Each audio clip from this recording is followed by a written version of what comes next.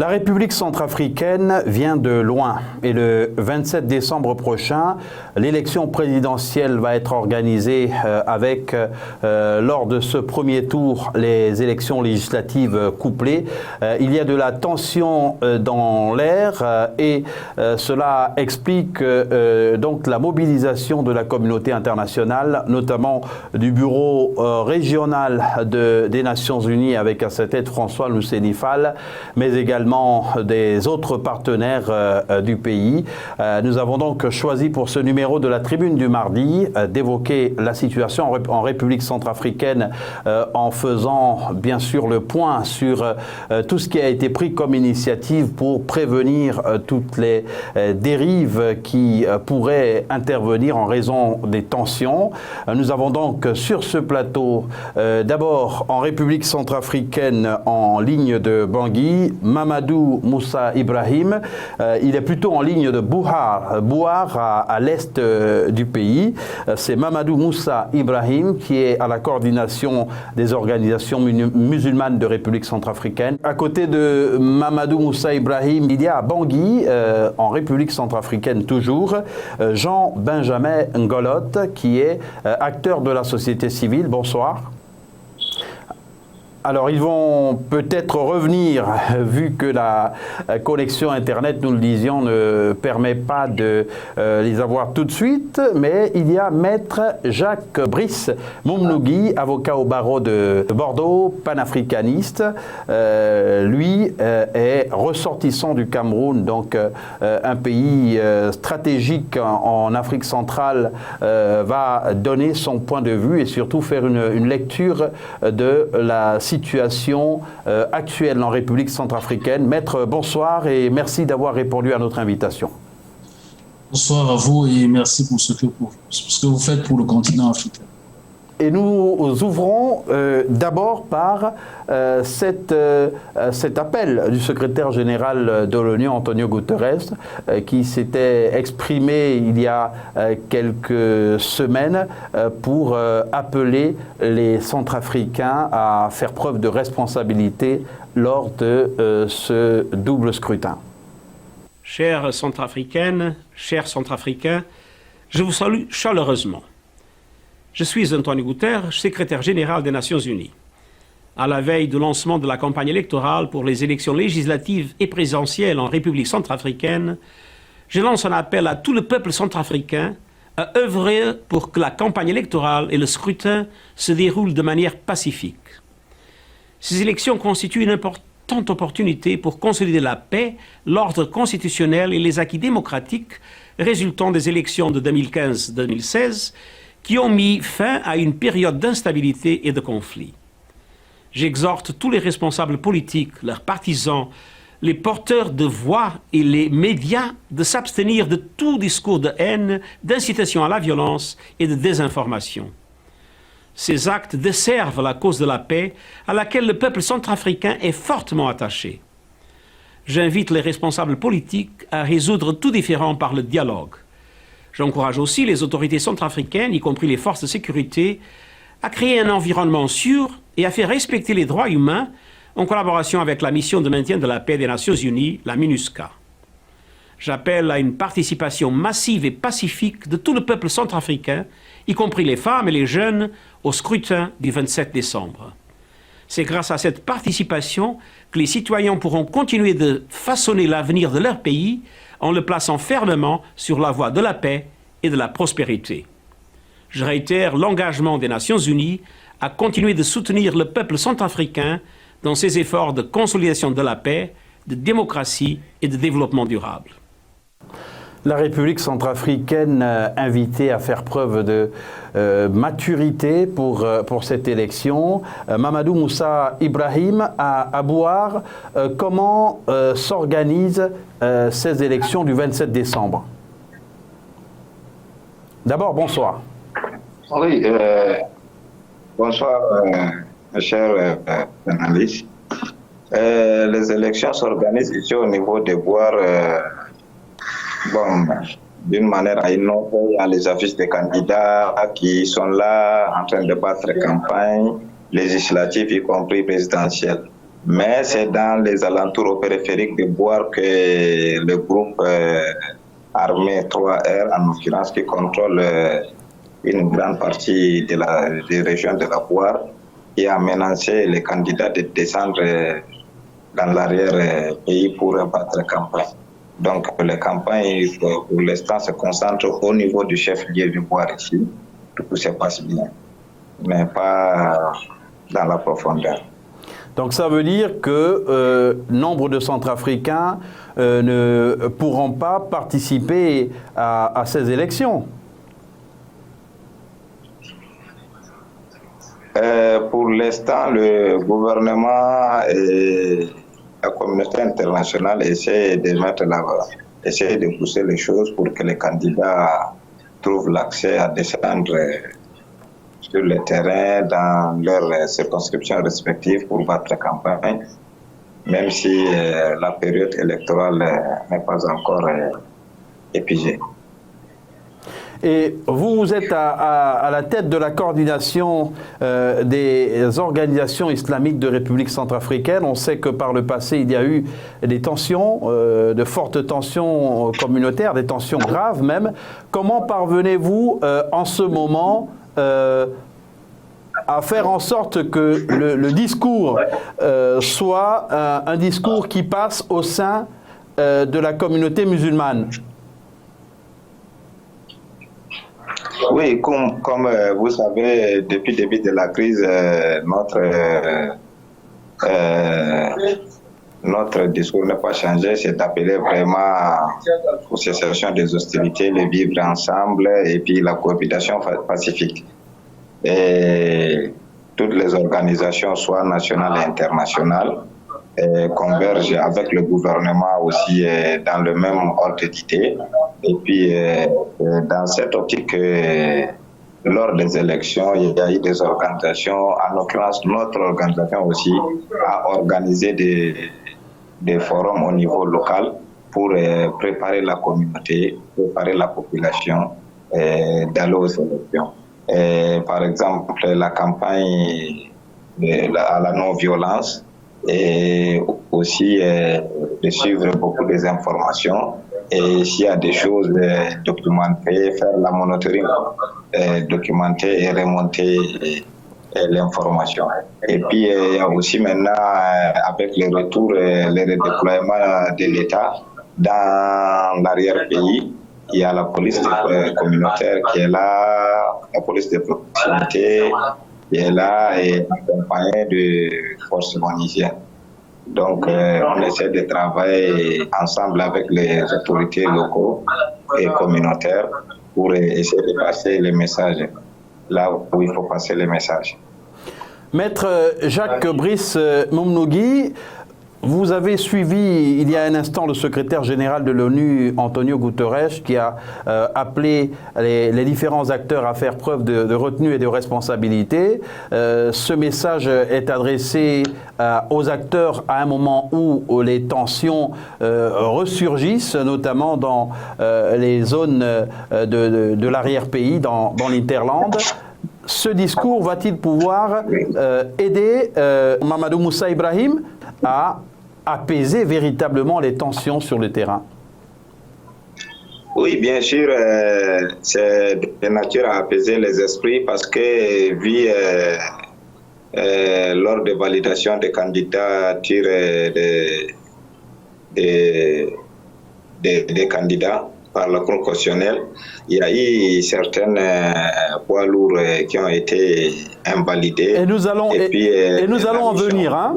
Nous allons évoquer tout à l'heure cette invalidation de candidature, mais en ce qui concerne la société civile, vous disposez de quels moyens pour passer votre message et bien sûr mener vos campagnes de sensibilisation? Nous, on n'a pas d'autre moyen de passer le message, c'est le moyen habituel, c'est-à-dire que la communication, parce que nous sommes plus proches de la population, donc c'est à travers la sensibilisation, les activités qu'on organise, c'est là où nous, on essaie de passer la population pour demander à la population vraiment d'être vigilant et d'aller seulement remplir leurs devoirs, de ne pas s'immiscer dans d'autres choses qui ne les regardent pas. Donc c'est le même canal qu'on utilise d'habitude. Alors il y a une mission conjointe de la MINUSCA et de la CEAC qui a été menée dernièrement, une mission à la tête de laquelle s'est trouvé pour l'ONU François Husseini Fall, le représentant du secrétaire général de l'ONU en Afrique centrale, mais également le président de la commission de la CEAC. Nous proposons d'abord d'écouter le représentant spécial du secrétaire général de l'ONU en Afrique centrale, François Husseini Fall, au sortir d'une conférence de presse à Bangui.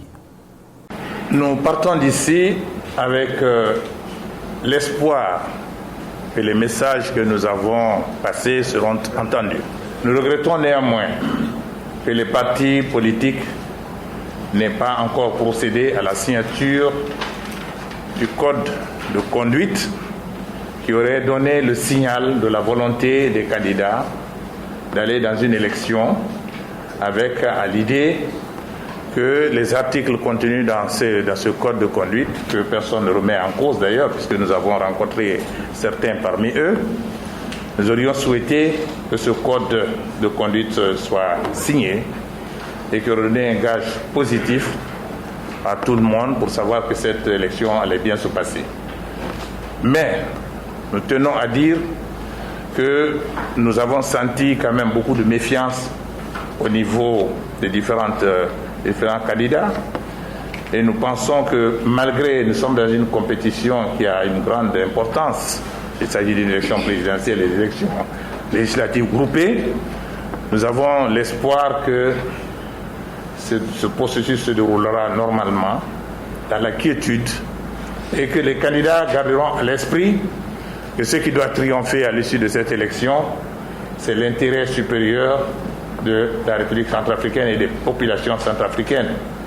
Et faire en sorte que les problèmes qui sont posés déjà par la présence des groupes militaires et qui pèsent sérieusement sur les populations ne soient pas aggravés par un conflit post-électoral. Ce n'est pas notre souhait. Nous partons donc d'ici avec l'espérance que cet appel-là sera entendu. Maître Jacques Brice Momnogui, si vous êtes en ligne, comment devrait-on aborder la situation en République centrafricaine aujourd'hui lorsqu'on sait le contexte dans lequel cette élection va être organisée, notamment lorsqu'on est un représentant de la communauté internationale? Est-ce qu'il n'est pas difficile de gérer toutes ces frustrations? Mais tout d'abord, vous m'entendez bien? J'espère que vous m'entendez. Parfaitement. Tout d'abord, je voulais indiquer 2 points qui sont quand même fondamentaux. C'est que la Centrafrique, en termes de superficie, c'est 622 000 km² environ pour seulement 4 millions d'habitants. La France en fait tout autant, un petit peu plus, tout petit peu plus, pour 66 millions d'habitants. C'est pour dire que la densité de la population, quand on compare les 2 pays, on se rend compte véritablement qu'on a un mastodonte qui est sous-habité, et de fait de cette sous-habitation, ça veut dire que l'exploitation des ressources est d'autant plus forte, mais elle n'est pas le fait des hommes, elle est le fait depuis de tant d'années de superpuissances étrangères qui finalement ont toujours considéré ce grand pays d'Afrique comme étant finalement une chasse gardée de certains pays occidentaux. C'est très important de comprendre les enjeux centrafricains. Aujourd'hui, la Centrafrique est un pays qui n'a jamais finalement connu assez longuement une paix durable, avec beaucoup de déstabilisation, avec le terrorisme qui s'est infiltré, un pays qui se retrouve entre plusieurs autres, un pays dont au cœur les enjeux également de l'Afrique centrale et de l'Afrique tout court. En ce qui concerne le discours de paix du secrétaire général des Nations Unies ou de son représentant, la meilleure façon de toute façon d'éviter les gens à faire la paix, c'est rarement de leur imposer une vue de l'extérieur. Quand on négocie à l'international, du moins, il faut surtout pouvoir impliquer les parties dans la prise de la résolution. C'est l'une des meilleures façons de leur permettre non seulement de participer au processus de paix, mais d'accepter également les résolutions qui pourront être prises ultérieurement.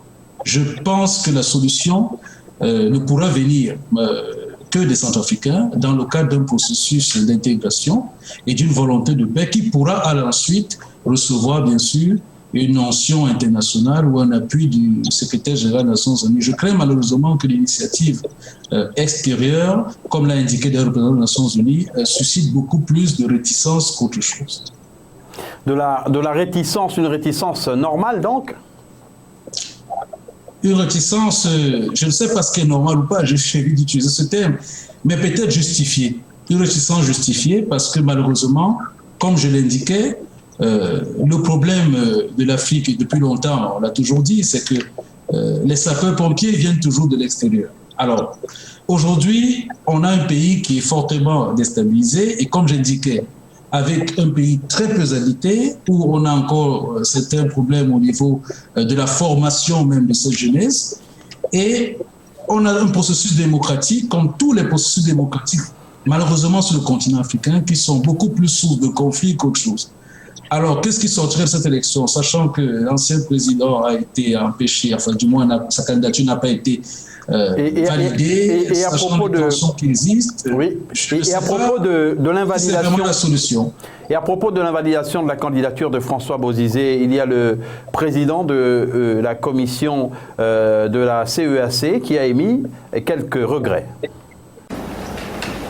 Pendant la 18e session ordinaire de la conférence des chefs d'État et de gouvernement de l'Afrique centrale, qui s'est tenue à Libreville le 27 novembre, les chefs d'État ont approuvé une déclaration sur la situation à la République centrafricaine.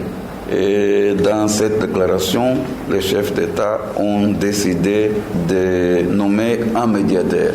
Et le médiateur sera un chef d'État. Le chef d'État président en exercice de la conférence des chefs d'État de la CEAC. Il est en consultation avec ses homologues pour trouver le nom du médiateur.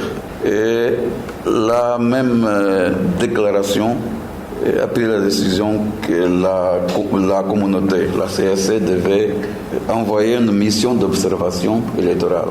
Cette mission d'observation arrivera à Bangui le 18 décembre et sera composée de 30 observateurs, 3 pour chaque pays membre, et sera dirigée par un ancien chef d'État de la région. La même déclaration demande à la communauté internationale son appui à la reconstruction post-conflit de la République centrafricaine. Donc ce sont les cadres de la déclaration des chefs d'État sur la situation en République centrafricaine. Gilberto da Piedad Verissimo, président de la commission de la CEAC, qui, sur cet audio, n'émettait pas de regrets, mais qui présentait justement le calendrier de la CEAC pour déployer une mission qui devra superviser le scrutin en République centrafricaine.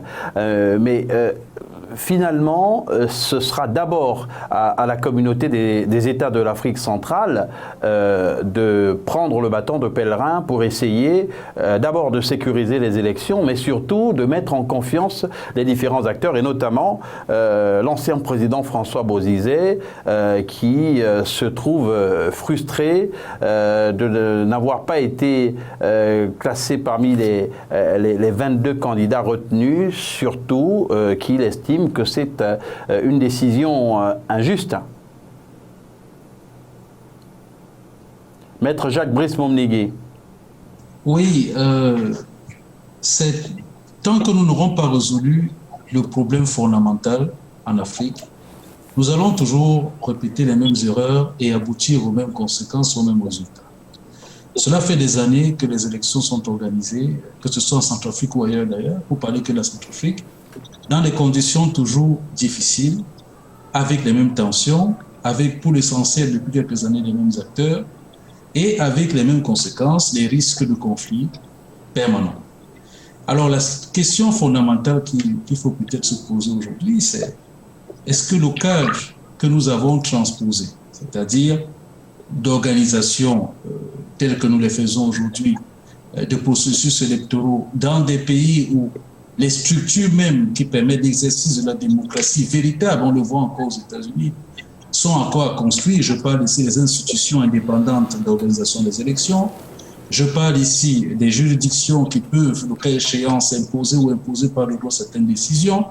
Je parle ici de la capacité à lever les scrutateurs pour observer les élections. Je parle ici de la formation militante qui permet aux personnes de comprendre qu'une élection, ce n'est pas la fin du monde. Tant que nous n'aurons pas tous ces éléments, il me semble que nous allons continuer, comme nous le faisons d'ailleurs si bien, malheureusement, à commenter l'actualité, parce que comme disait Malcolm X, c'est le retour de la poule au poulailler. Alors, moi aujourd'hui, la candidature d'un ancien président de la République qui est rejetée, c'est des raisons, je ne peux pas les analyser parce que je ne suis pas à l'intérieur du dossier, comme on dit, je n'ai pas les éléments juridiques qui permettent de motiver cette décision. Toujours est-il que lorsqu'on recherche la paix, dans une dynamique de recherche de la paix, il aurait peut-être mieux valu admettre la candidature de l'ancien président de la République, qui représente d'ailleurs beaucoup, puisqu'il a également beaucoup de partisans au sein de ce pays, afin de permettre aux jeux démocratiques de s'exprimer sans aucune réserve. Mais toujours est-il que, sans interférer, les organisateurs ont des raisons, j'imagine, légitimes, pour lesquelles ils n'ont pas admis cette candidature. La société civile de République centrafricaine, évidemment, n'a pas de position, mais vous avez observé quand même ces tensions après ces candidatures, après cette décision de ne pas qualifier certains dossiers pour la présidentielle Mamadou Moussa Ibrahim. Oui, nous avons pris des positions, la société civile centrafricaine a pris des positions à travers la déclaration des groupes de groupes de travail de société civile.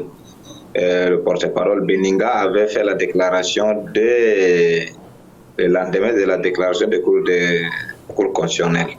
Et aussi, la société civile continue à travers la sensibilisation, à travers la presse qui essaie de donner souvent le micro aux leaders de la société civile pour passer les messages.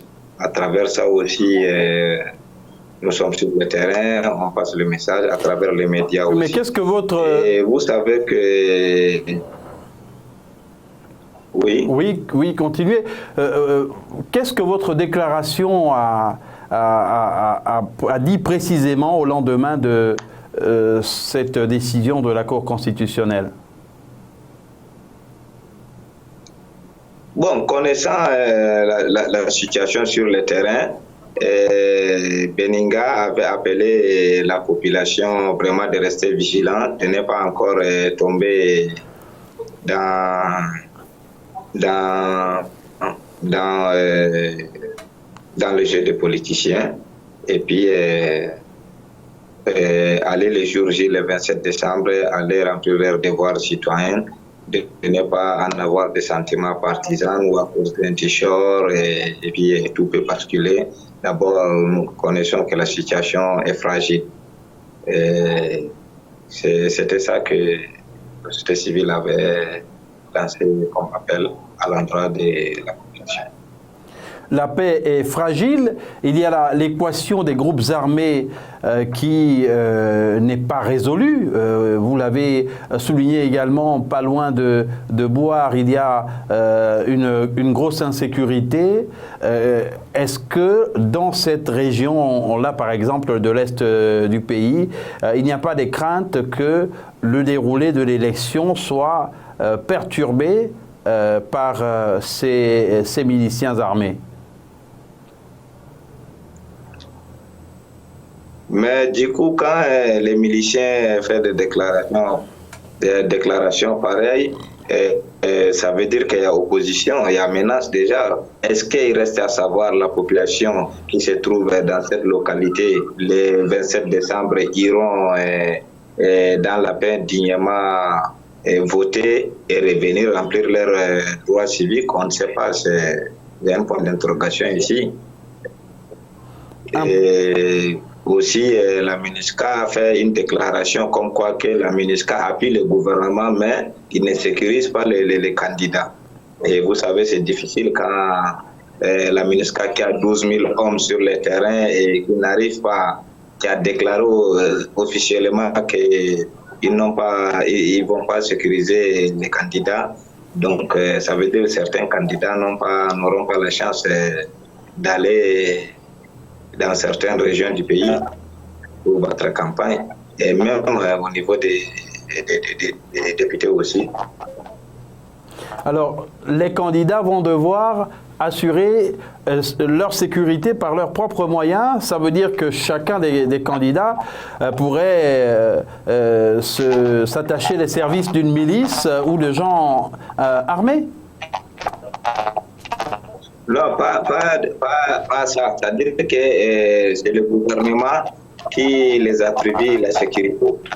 Et jamais le pays était en crise. C'est maintenant que la chaîne sécuritaire est en train de se remettre en place.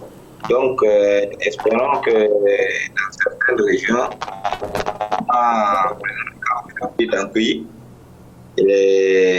le gouvernement n'a pas la force totale d'Ankui, parce que le groupe armé domine la zone. Et souvent, s'il y a des déplacements, c'est toujours conjoint. Donc, FSI et force onusienne. Mais nous avons un peu de crainte, je peux dire de crainte, si la MINUSCA dit qu'il n'appuie pas le gouvernement, il ne sécurise pas le potentiel candidat. La sécurité des candidats, la sécurité des candidats pose problème. Vous ne quittez pas. Maître Jacques Brice Mounigui, nous avons quand même une situation qui est plutôt inquiétante. C'est-à-dire que il y a une forte mission, un déploiement de la force de l'ONU en République centrafricaine avec des milliers de soldats, mais qui ne vont pas pouvoir être mis à contribution pour la sécurisation du vote et des candidats, surtout qu'on sait que les forces armées centrafricaines sont en pleine reconstruction et qu'il y a aussi un embargo sur les armes qui est encore en vigueur contre la République centrafricaine. Tant d'équivoques, comme j'indiquais, qui m'amènent encore pour cette question, c'est vrai que je l'ai déjà dit. Est-ce que le processus actuellement, il est adapté, sera-t-il efficace?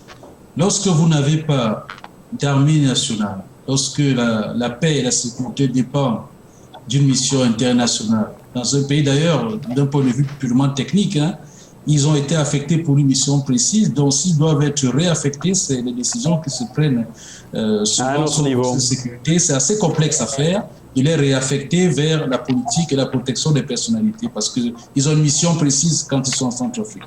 Mais voilà autant de difficultés qui font qu'on se demande véritablement, encore une fois... Et ça pose peut-être le problème du mandat.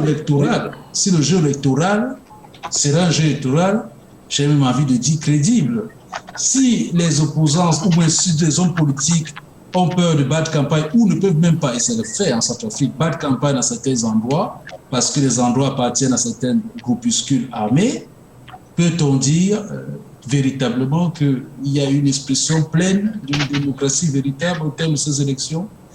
C'est autant de questions qu'aujourd'hui on se pose, encore une fois, pour un pays aussi grand que la Centrafrique, qui a autant de ressources. Je me demande si véritablement l'heure n'est pas à la réunion de toutes les parties en Centrafrique pour essayer d'abord de rebâtir la Centrafrique dans un cadre apaisé, de le structurer avant d'aller vers des joutes électorales, source de tension et de division dans le pays. Mamadou Moussa Ibrahim, est-ce que les conditions sont réunies pour la tenue de cette élection à date, c'est-à-dire de ce double scrutin le 27 décembre. On a entendu au niveau de l'opposition de nombreuses voix s'élever pour demander le report du scrutin. Bon, vous savez, M. Abdelaziz, le pays dépend de l'extérieur. Donc, vas-y comprendre, c'est la même politique depuis la nuit des indépendances. Quand vous dépendez de l'extérieur, vous êtes obligé de la main qui donne, c'est la main qui commande. Exactement. On note que ce sont les partenaires au développement qui imposent, et c'est clair parce que ce sont les partenaires au développement qui mettent à disposition les ressources pour permettre au pays de fonctionner. Mais qu'en est-il de ce dialogue entre acteurs politiques et société civile? Est-ce qu'il n'a pas permis de décrisper, de détendre un peu l'atmosphère et de se mettre d'accord sur certains points? Par exemple, l'organisation de ces élections dans un contexte où il est difficile pour tous les candidats d'accéder à toutes les parties de ce vaste territoire.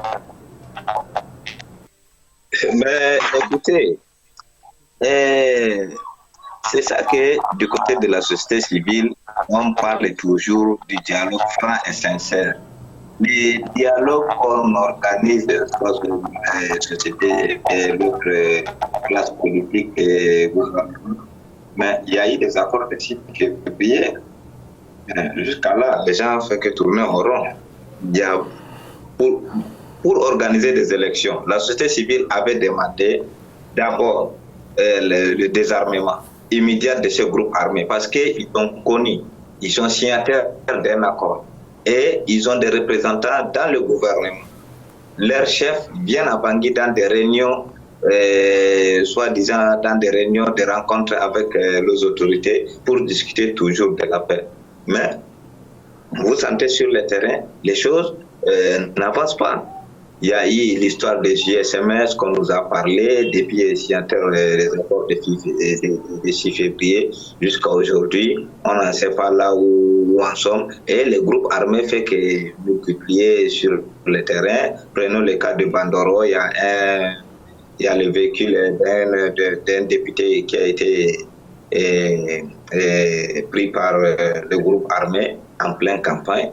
Et toujours il y a les défis à relever sur le terrain. Toujours il y a les défis à relever. Des défis à relever. On ne comprend pas quel dialogue. Nous, la société civile, on veut un dialogue inter-centrafricain, inclusivement centrafricain. Parce qu'aujourd'hui, on appelle des centrafricains, on monte dans l'avion, on vous embarque Khartoum, Brazzaville. Ce n'est pas là-bas qu'il y a la solution. La solution, c'est ici. C'est passé qui nous donne des idées d'orientation. Parce que nous, ce qu'on vit, ce que je vis dans ma chair avec la population de Boire aujourd'hui, les gens qui sont les diasporas ne vivent pas ça. Et de la manière que moi je regarde les choses, les autres ne regardent pas de la même manière. Il y a ça aussi. Il faut faire participer les derniers centrafricains lambda, laisser-lui le temps d'exprimer et comprendre les choses. Les choses, ça se passe au quotidien, mais les gens sont là pour voir, je ne sais pas, pour rencontrer des choses autrement sur la RCA, tout ça. Mais en un mot, les choses restent vraiment intactes. Parce qu'aujourd'hui, 80% du territoire est sous le contrôle des groupes armés. Les groupes armés, ils ne sont ni cantonnés, ni désarmés. Et jusqu'à quand le gouvernement a les mains libres? Jean-Benjamin. La communauté internationale est présente, mais c'est une machine très très lourde à tourner, la communauté internationale. La mission tunisienne qui a 12 000 hommes, qui a une mission civile, tout ça, mais avec tous les moyens, mais on ne les sent pas parfois. Exactement, le mandat de l'ONU, et Maître Jacques-Bruce Moumnigui l'a souligné, le mandat de l'ONU est clair. Il y a un mandat qui n'autorise pas, bien sûr, à prendre parti dans ce conflit. Nous avons en ligne Jean-Benjamin Golotte, qui est acteur de la société civile et qui se trouve à Bangui. Jean-Benjamin Golotte, bonsoir.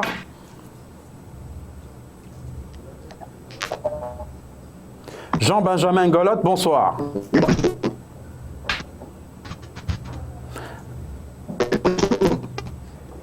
Alors la liaison téléphonique ne s'améliore pas. On va devoir joindre à nouveau Maître Jacques Bruce Momnogui. Maître, vous avez vu la lecture qui a été faite de la situation par Mamadou Moussa Ibrahim, et vous le soulignez tantôt, il faut un dialogue inclusif en République centrafricaine, un dialogue qui tienne compte de la réalité. Mais ces dialogues-là sont souvent pilotés par des Centrafricains de la diaspora et des gens qui ne vivent pas les réalités sur le terrain. Oui, pour qu'un dialogue fonctionne, il y a 2 ou 3 règles fondamentales. La première des règles que j'ai indiquées, c'est qu'il faut associer les parties au processus de réflexion, non pas au processus de solution. Souvent, on fait l'inverse.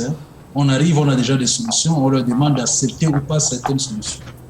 Donc, la première règle, c'est d'associer les parties au processus de réflexion. Donc, c'est ce qu'on appelle un dialogue inclusif préalable. Mais ensuite, il faut également comprendre que chaque partie ne doit pas perdre la face.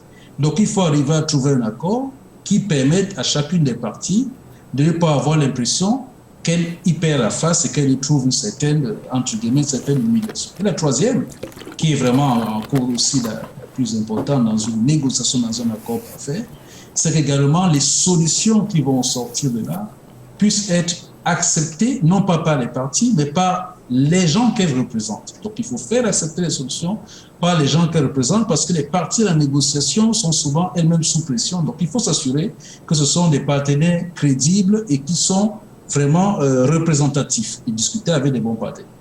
Aujourd'hui, il faut, et je rejoins mon frère qui parlait tout à l'heure, il faut nécessairement un dialogue d'abord inclusif, un dialogue centrafricain, effectivement.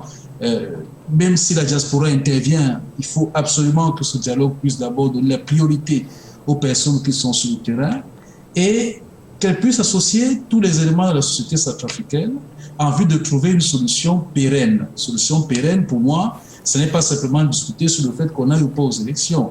C'est se demander aujourd'hui comment on peut rebâtir la Centrafrique et lui donner des institutions viables sur le long terme et s'assurer que le territoire soit un territoire centrafricain d'abord, avant d'envisager toutes les opérations électorales. Il me semble aujourd'hui, et c'est ma position, je l'ai déjà dit, et c'est vrai qu'on me dira que comment je peux exprimer le fait qu'il ne faille peut-être pas tenir une élection, mais moi j'assume cette position.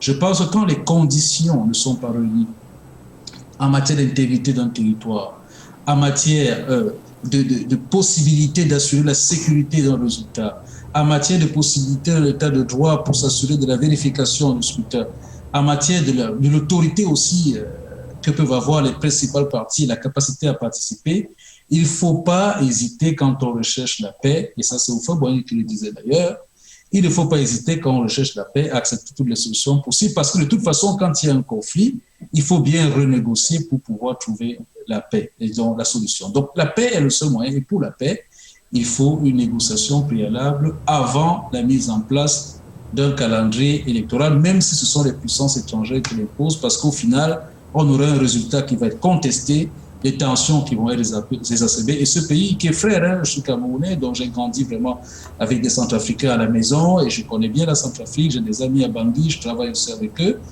Je pense que la priorité aujourd'hui pour la Centrafrique, c'est la reconstruction de l'état de droit moderne et cette reconstruction passe nécessairement par un dialogue inclusif entre Centrafricains avant la mise en place d'un calendrier électoral.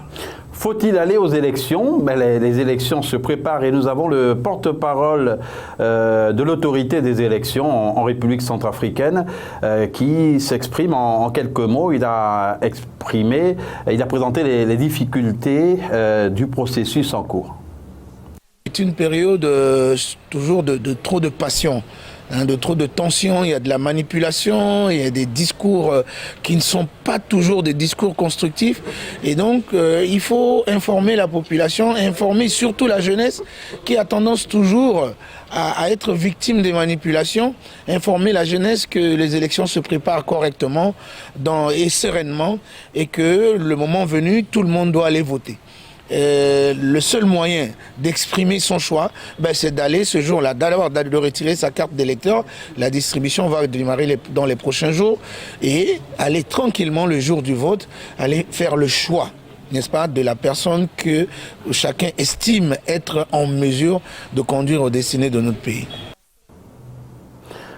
La République centrafricaine dans une situation difficile, la République centrafricaine qui se situe à un carrefour. Il va falloir, et cela a été décidé, aller aux élections dans un contexte de tension.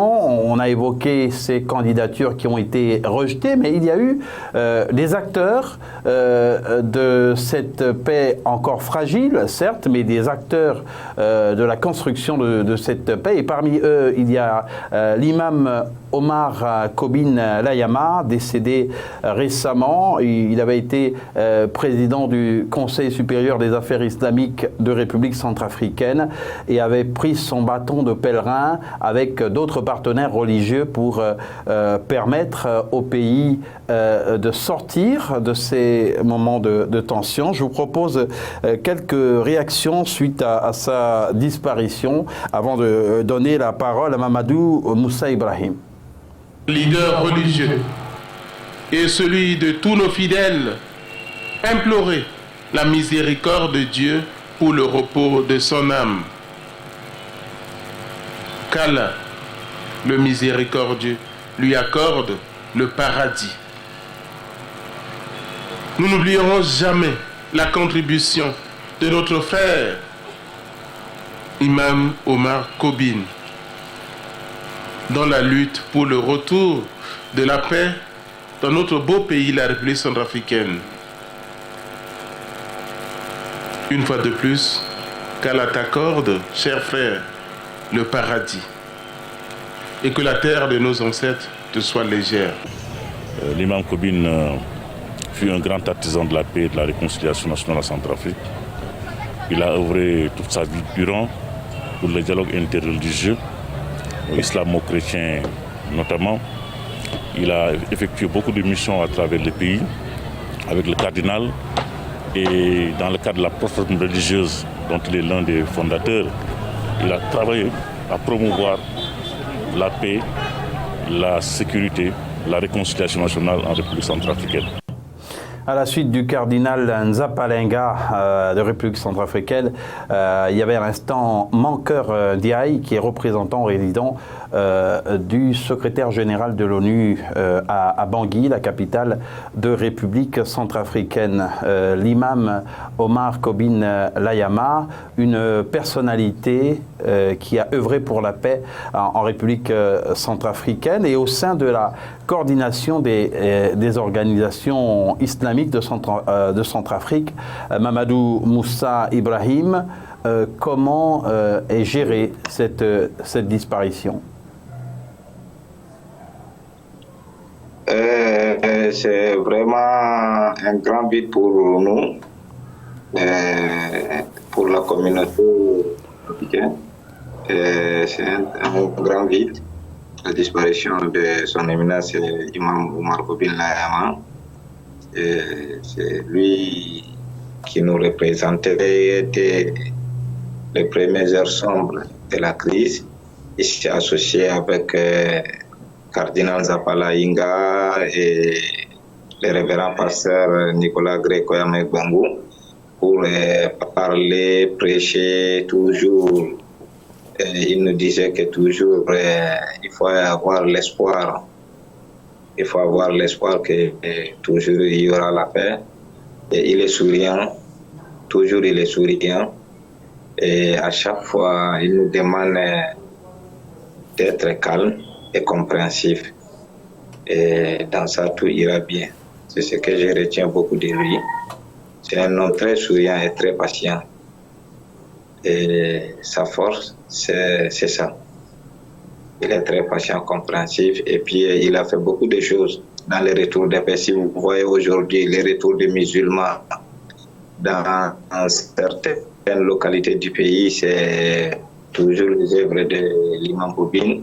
Si vous voyez aujourd'hui, je me rappelle lors des signatures des pactes de non-agression que moi-même je fus les signataires entre nous et la communauté de Bimbo, qui est une localité voisine de Bekassin.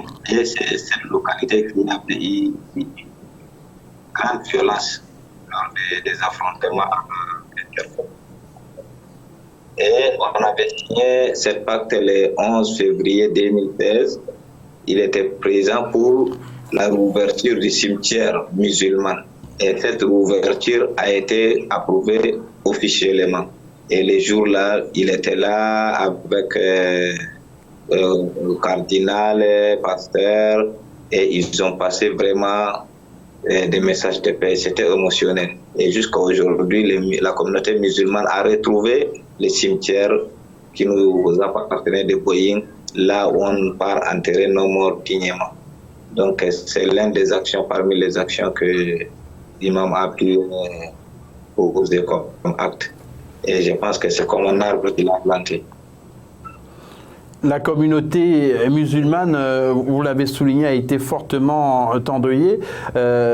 Maître Jacques Bruce Moumnougui, la disparition de l'imam Omar Kobin Layama est intervenue au moment où le pays est en train d'entrer dans une zone de turbulence. Donc ça ne pouvait pas tomber. Bien sûr, le pays... Ça ne pouvait pas tomber plus mal, effectivement. Ce qu'on peut espérer, c'est que sa vie et son œuvre puissent servir pour presque toutes les parties, pour qu'elle se souvienne de lui en ce moment difficile et du combat qu'il a mené, et que le combat qu'il a mené puisse réagir sur l'ensemble des Centrafricains. Effectivement, on ne peut que regretter la mort d'un homme de paix, surtout en temps difficile. Donc, que son âme repose en paix auprès d'Allah et de ses ancêtres. Mamadou Moussa Ibrahim, on disait que la disparition d'imam Omar Kobin Layama justement est survenue à un moment où le pays est en difficulté en ce qui concerne la consolidation de cette paix encore fragile. Oui, bien sûr, mais je pense que l'imam Omar Kobin Layama a déjà posé les jalons. Donc, ils ont déjà tracé des voies. Maintenant, c'est à nous, les Centrafricains lambda, vraiment de pratiquer, d'utiliser et pratiquer au quotidien les messages qui nous ont passés depuis 5-6 ans, que ces trois grands dignes fils pays essayer de passer. C'est le même message toujours. Je pense que c'est à nous de pratiquer ça. Et les pays, le moment que, c'est que les gens disent que le pays a besoin, le moment que le pays a besoin de lui qu'il est parti, bien sûr c'est normal. Là aussi, chez nous les musulmans, c'est une autre leçon. C'est-à-dire que c'est pour nous donner une autre leçon, encore lecture des choses. Et c'est à nous de prendre ça aussi comme l'enseignement, et puis d'utiliser ça d'une manière positive. Vous savez, Imam a consacré sa vie durant la crise pendant 5 à 6 ans pour appel toujours à la non-violence. Toujours, ils sont là par des missions en mission dans l'arrêt-pays au niveau international pour appeler à la non-violence. Donc, je pense c'est un grand vide, mais c'est à nous de surmonter et puis essayer d'utiliser les messages, de mettre en pratique les messages que l'imam nous passait avant et qui nous a laissé comme un guide. Un vide à surmonter absolument, et c'est sur cet hommage à l'imam Omar Kobin Layama que va se conclure ce numéro de la Tribune du mardi consacré à la République centrafricaine qui va organiser une élection, un double scrutin présidentiel et législatif, le premier tour de la présidentielle, notamment le 27 décembre, avec couplé les élections législatives. On espère, maître Jacques Brice Momnogui, que cette élection va, contrairement à de nombreuses appréhensions, se dérouler quand même dans un climat de sérénité. On espère effectivement, mais au-delà du climat, que cette élection sera porteuse de paix durable et de développement durable pour la Centrafrique.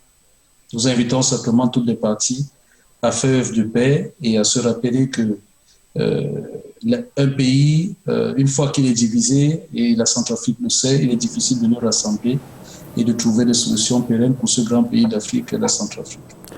Mais la responsabilité, elle incombe d'abord à l'organisation sous-régionale, notamment la communauté économique des États de l'Afrique centrale, maître. Non, la responsabilité incombe d'abord aux Centrafricains. La communauté... Oui, mais puisqu'il y a...